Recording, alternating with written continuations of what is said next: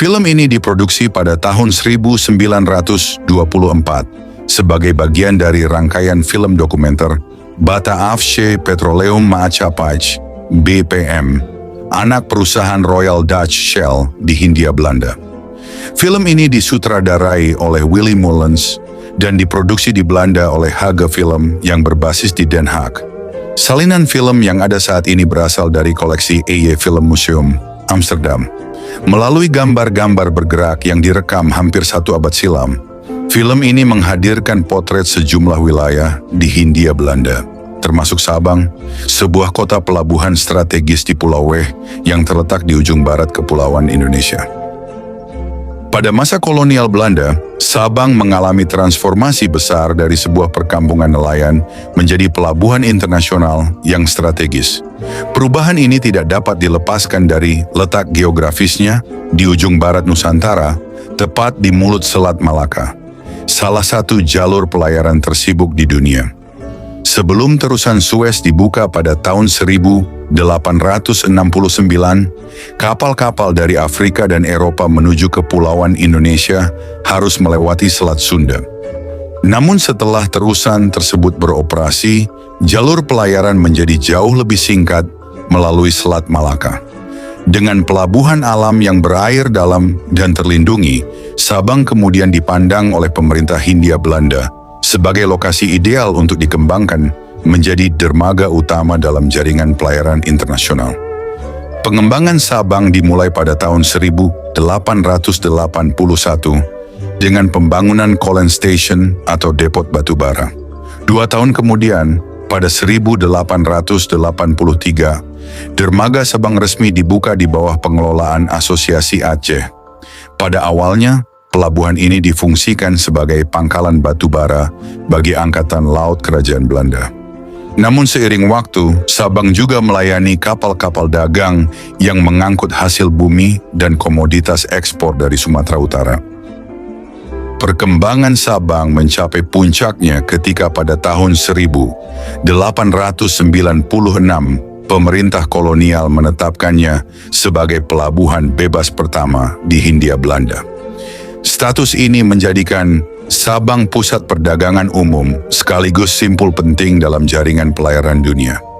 Infrastruktur kolonial pun dibangun secara masif, dermaga dan gudang-gudang penyimpanan, perkantoran, termasuk kantor Sabang Maatschappij, perumahan pegawai, hingga fasilitas pendidikan seperti Europese Lager School, ILS, membentuk lanskap kota kolonial yang tertata dan modern. Pulau Weh tempat Sabang berada dihuni oleh masyarakat yang beragam, terdiri atas suku Aceh, Minangkabau, Jawa, Batak, dan Tionghoa. Islam menjadi agama mayoritas penduduk, meskipun terdapat pula komunitas kecil pemeluk Kristen dan Buddha yang umumnya berasal dari kalangan Jawa, Batak, dan Tionghoa. Dalam kehidupan sehari-hari, perekonomian masyarakat Pulau Weh masih bertumpu pada sektor agrikultur dan kelautan, dengan komoditas utama seperti cengkih dan kelapa, serta aktivitas perikanan yang menopang kehidupan masyarakat pesisir. Di Pulau Weh terdapat 2 kota utama, yakni Sabang dan Balohan. Balohan berfungsi sebagai pelabuhan penyeberangan yang menghubungkan Pulau Weh dengan Banda Aceh di daratan Sumatera. Sementara itu, Sabang berkembang sebagai dermaga internasional sejak akhir abad ke-19 dan menjadi pintu masuk strategis ke Selat Malaka. Selain perannya dalam perdagangan dan pelayaran, Sabang, khususnya Pulau Rubiah, juga memegang peran penting dalam sejarah penyelenggaraan ibadah haji di Indonesia. Sejak sekitar tahun 1920, Pulau Rubiah ditetapkan sebagai pusat karantina wajib bagi jamaah haji asal Sumatera. Kebijakan ini muncul seiring kekhawatiran terhadap penyebaran penyakit menular melalui perjalanan internasional, termasuk wabah flu Spanyol. Untuk mendukung fungsi tersebut, pemerintah kolonial membangun berbagai fasilitas seperti barak penginapan jamaah, ruang pemeriksaan kesehatan, dan rumah sakit karantina. Para calon haji diwajibkan tinggal di Pulau Rubiah dalam jangka waktu tertentu sebelum diizinkan melanjutkan perjalanan ke Tanah Suci, serta kembali diperiksa sepulang dari Mekah. Pulau Rubiah tidak hanya berfungsi sebagai tempat karantina, tetapi juga sebagai lokasi transit dan persiapan ibadah. Di sini para jamaah menjalani pemeriksaan kesehatan, pengurusan administrasi, serta pembekalan manasik haji. Setelah dinyatakan layak berangkat, mereka diantar ke kapal-kapal besar yang akan membawa mereka menuju Mekah. Dalam konteks ini, Sabang berkembang menjadi salah satu pelabuhan embarkasi haji penting di Hindia Belanda, sejajar dengan Batavia, Padang, Palembang, Medan, Surabaya, dan Makassar.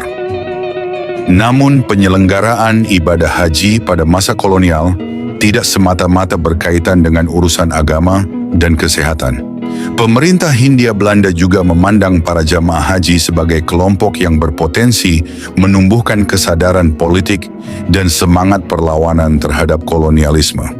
Sepulang dari Mekah, banyak jamaah membawa gagasan persaudaraan Islam dan anti penjajahan. Karena itu, sistem karantina dan berbagai aturan administratif dijadikan sarana pengawasan dan kontrol. Gelar haji pun tidak hanya menjadi simbol kehormatan religius, tetapi juga penanda yang diawasi secara ketat oleh pemerintah kolonial. Kini jejak sejarah besar itu masih tersisa di Sabang dan Pulau Rubiak. Sayangnya, banyak bangunan peninggalan pelabuhan dan karantina haji berada dalam kondisi terbengkalai. Padahal situs-situs tersebut merupakan saksi bisu pertemuan jalur perdagangan dunia, kekuasaan kolonial, dan perjalanan spiritual umat Islam di ujung barat Nusantara.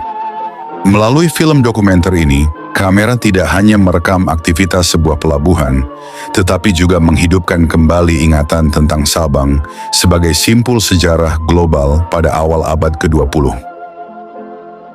Kamera kolonial mengabadikan salah satu kolam renang di Pulau W, Sabang, pada masa ketika wilayah ini mulai dipetakan, bukan hanya sebagai pos strategis militer dan pelabuhan, tetapi juga sebagai ruang hidup bagi komunitas Eropa dan elit lokal. Kolam renang Krung Pancho hadir sebagai simbol masuknya gagasan rekreasi modern ke Hindia Belanda, sebuah konsep yang pada awal abad ke-20 masih asing bagi sebagian besar masyarakat setempat.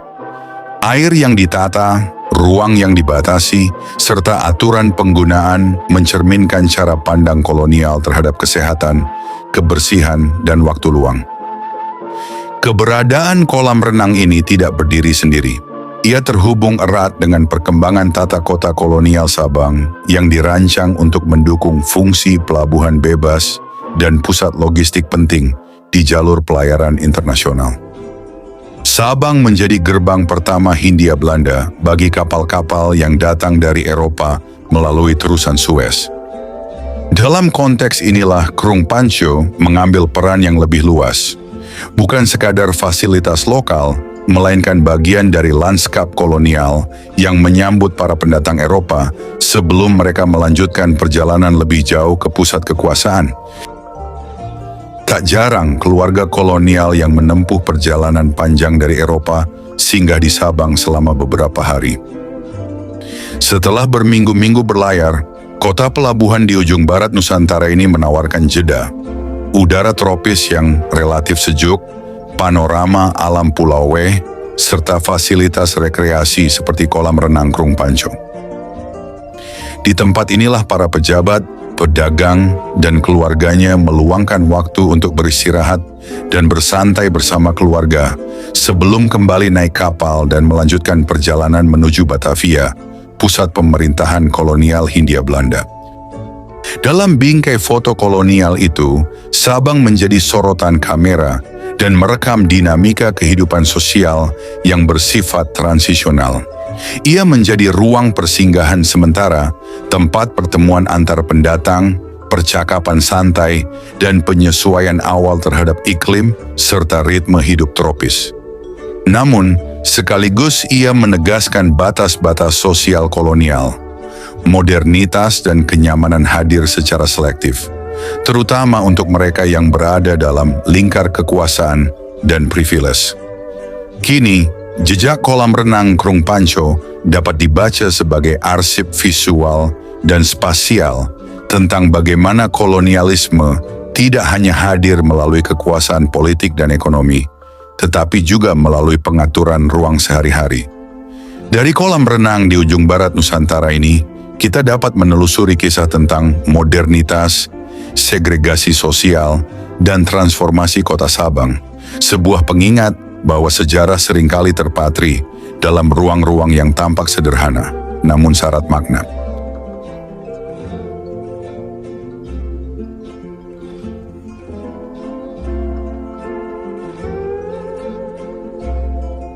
Rombongan kolonial memulai perjalanan dari Sabang, lalu bergerak menuju Belawan Deli dan Medan. Dari Medan, perjalanan dilanjutkan ke Pangkalan Brandan, pusat kedudukan administrator yang mengelola wilayah minyak di Sumatera Utara. Dalam perjalanan ini, rombongan melewati Istana Sultan Langkat, Yang Mulia Abdul Aziz Abdul Jalil Rahmat Shah, penguasa yang pada masanya memberikan konsesi minyak pertama kepada perusahaan Koninklijke yang didirikan pada tahun 1890.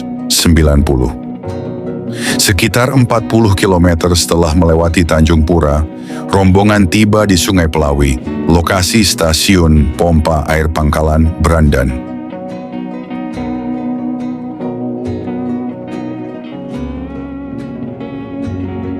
Dari sana, perjalanan memasuki jalan menuju Pangkalan Brandan dengan pemandangan jaringan pipa air yang membentang di sepanjang sisi jalan.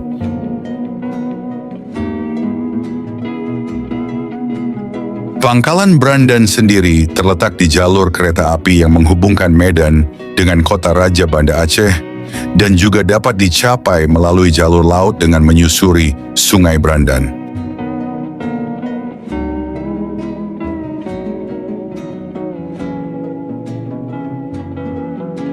Setibanya di kawasan industri, rombongan menaiki bagian atas sebuah tangki untuk meninjau pabrik pengolahan minyak yang memiliki kapasitas produksi hingga 1.800.000 kilogram minyak mentah per hari.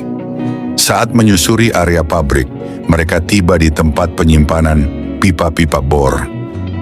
Setiap tahun, bahan dan peralatan didatangkan dengan nilai mencapai 13 juta gulden, sementara nilai persediaan yang tersimpan di gudang pada akhir tahun 1923 tercatat sebesar 49.900.000 gulden. Pangkalan Brandan yang terletak di Sumatera Utara pada masa itu merupakan pusat industri minyak yang sangat penting di bawah pemerintahan kolonial Belanda. Kompleks perumahan dan fasilitas pendukung yang dibangun di kawasan ini dirancang untuk mengakomodasi struktur sosial yang terbagi berdasarkan ras. Berbagai fasilitas, termasuk gedung perhimpunan, menjadi bagian dari infrastruktur kota kecil tersebut guna menunjang operasional industri minyak yang dijalankan oleh perusahaan minyak milik Belanda yang kelak menjadi bagian dari Pertamina. Di lingkungan administrasi Pangkalan Brandan, tercatat sebanyak 139 pegawai Eropa dan sekitar 3.000 pekerja Asia.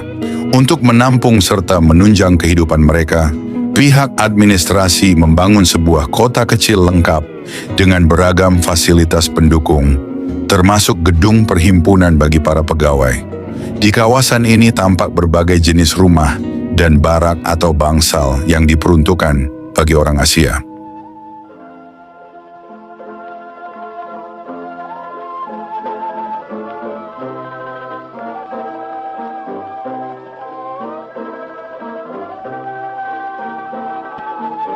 Tepat pukul 5 sore, siren pun ditiup panjang dan nyaring, menggema di seluruh kawasan industri. Bunyi itu menandai berakhirnya satu hari kerja di pusat industri minyak tersebut saat para pekerja mulai meninggalkan tempat tugas mereka dan mesin-mesin perlahan dihentikan. Pada saat yang sama, sirene itu juga menjadi penanda berakhirnya kunjungan para pejabat minyak kolonial ke wilayah ini, menutup rangkaian inspeksi dan pertemuan yang berlangsung sejak pagi, sebelum rombongan kembali melanjutkan perjalanan mereka.